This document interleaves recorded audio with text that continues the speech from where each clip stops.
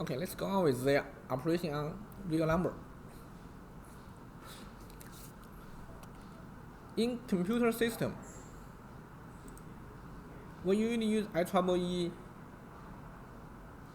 754, this is the standard to represent all the real numbers. So in this standard, a real number is divided into three parts. The sign part, this is only one bit, the exponent part and the fraction part.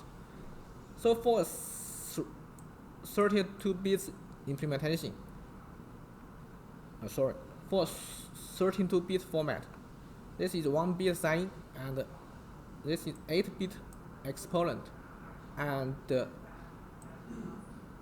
23 bits fraction. For 64 bits representation, 1 bit sign, 11 bits exponent and 52 bits fraction. So how to encode the number? This is done by this equation. Okay, this is done by this equation. This is m is the fraction part of this is fraction, and e is the exponent. So to represent some very small numbers, e will be a side number range from for this case range from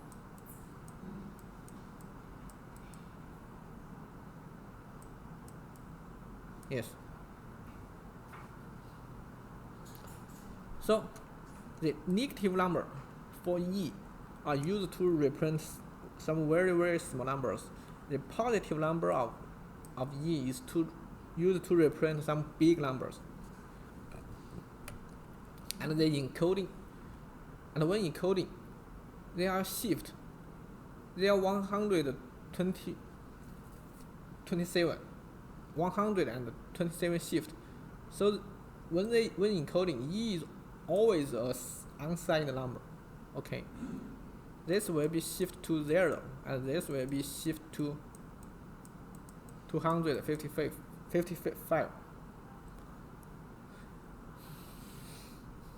And m, you must note that m is in the binary format, not the decimal format. So after this, you just get the abs value. So you have to check the sign. If the sign is 0, the value is this. If the sign is 1, you have to multiply it with -1.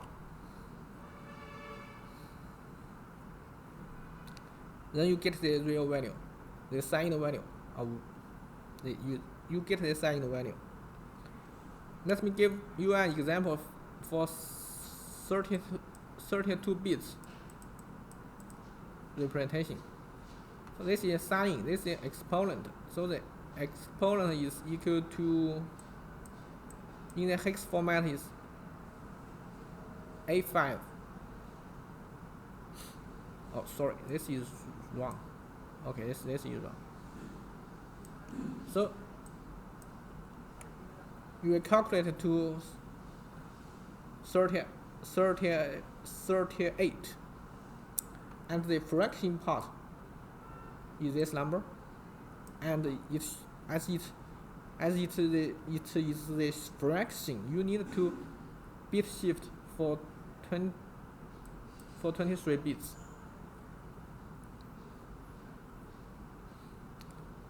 So the abs value for this example is 1. Moved to here. 1 multiply the exponent, and the fraction part multiply the exponent. Then you will give this number.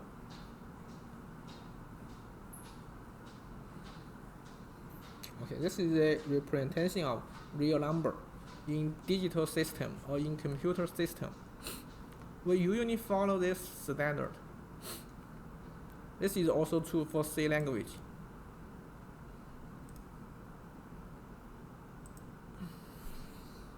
Okay, please note this point. The 1 is not encoded. We always assume 1 is always here. It's just inferred. Okay, it's always here, not encoded in the bits.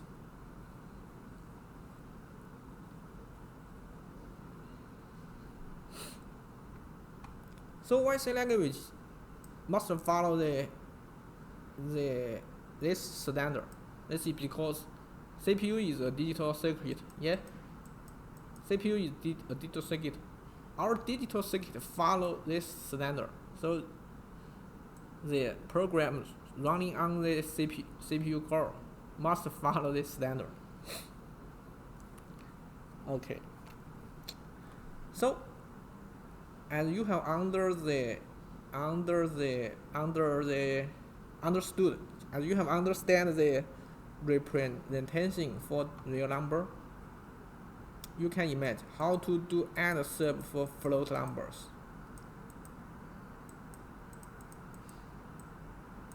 It will be so the operation on real number will be converted to operations. One AND operation may be converted to many operations, many AND multiply operations on digital numbers. Yes. We will not go deeply in this part, okay?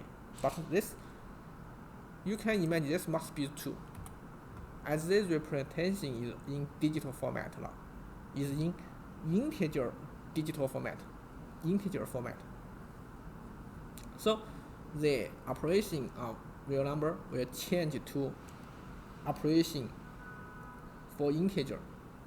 Then you can use the integer operation hardware architecture, hardwares such as AND integer and sub multiply divider to do the operation on real numbers.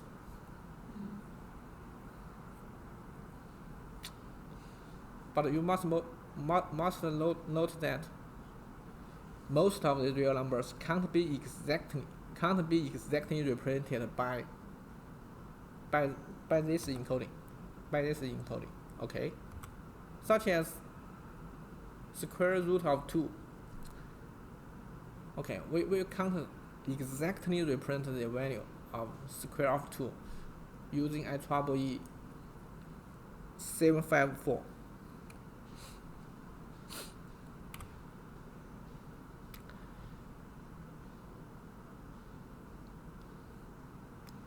If you give more bits for fraction, so more precise, you will get more precise. That is, more fraction bits for the final result. You can get more fraction bits for a final result. If you give more bits for exponent, you will give bigger value range. So usually we use 32 or 64 bits to represent real number, and this is enough for most of the case. But if you are not satisfied, you can develop your encoding system following this format. Yes, you can extend the 64 to 96. Yes. If not acceptable, you can even increase to 128, or even further. Yes, you can expand it as you wish.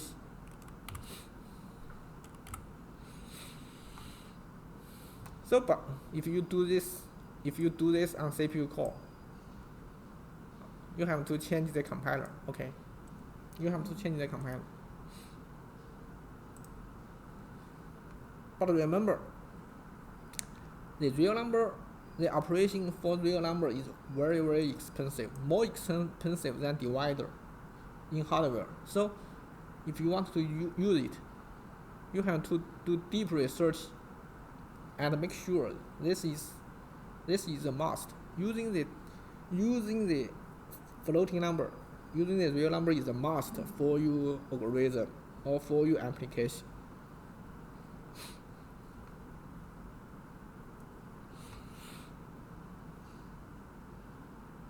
Okay, this is a note for this. You can have a try. You can have a try in your C language.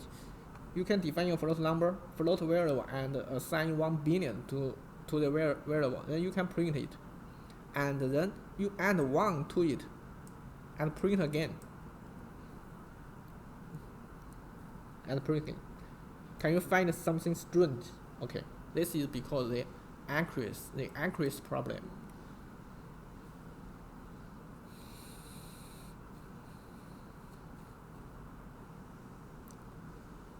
So, at this point,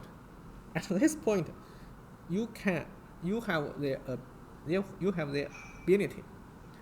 ability to implement many, maybe all the functions, all the mathematics functions you have learned at your primary school. Yes, you can implement all the mathematical functions you have learned at your primary school using digital circuit. Yes, 1 hour before, you are just at your first year or second year of your primary school. 1 hour later, we have go through all the functions you have learned in your primary school. All the functions you can, all the algorithms, you can implement it in digital circuit. So, how about the functions, the difficult functions you have learned at your high school or in your college? Okay, how to deal with any functions using digital circuit? The secret is Taylor series or something like that. It says any mathematical functions can be represented in an infinite series of simple items. Each item you may just have sub, multiply, and a divide functions. All these functions we have introduced.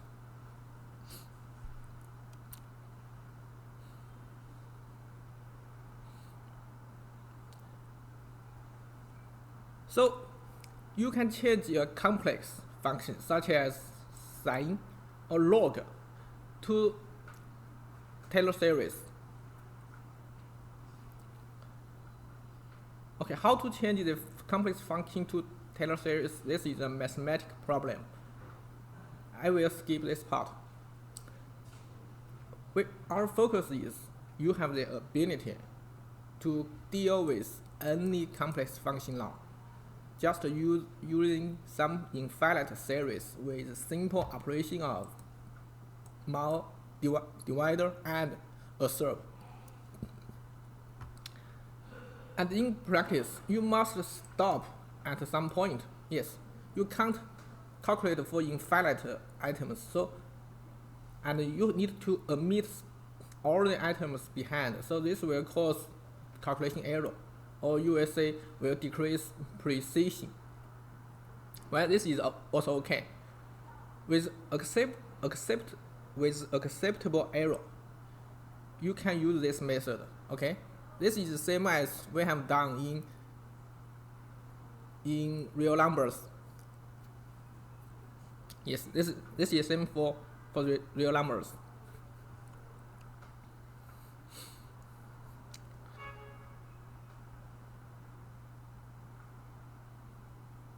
And in digital circuit, a commonly used algorithm is codic. It can be used to approximate sine, tangent, and exponent or log functions, and some other functions.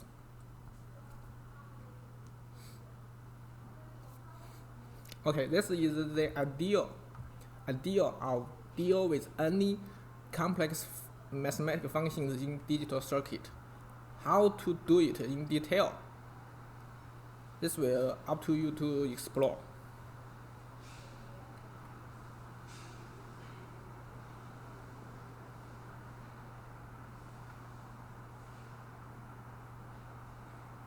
Okay.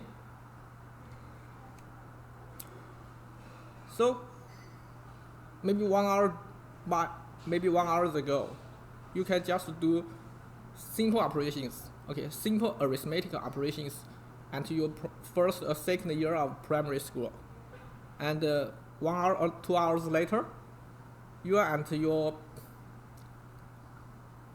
college level. Okay, you can deal with any complex functions you have learned in your mathematics class. You are powered. Okay, you are very powerful now.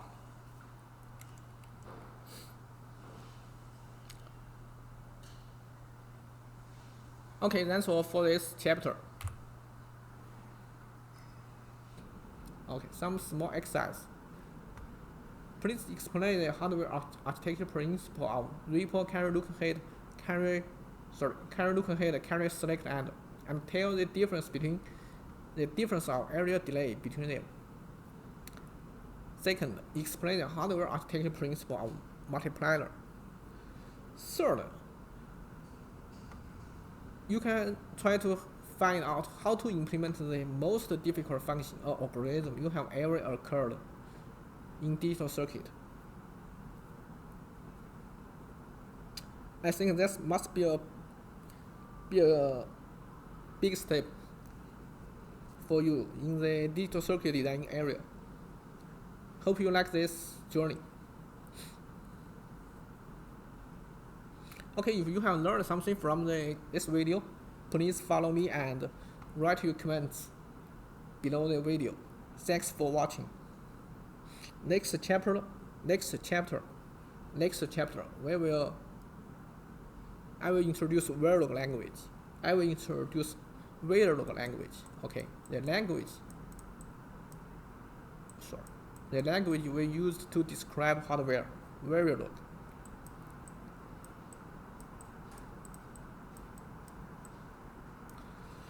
Okay, thanks for watching.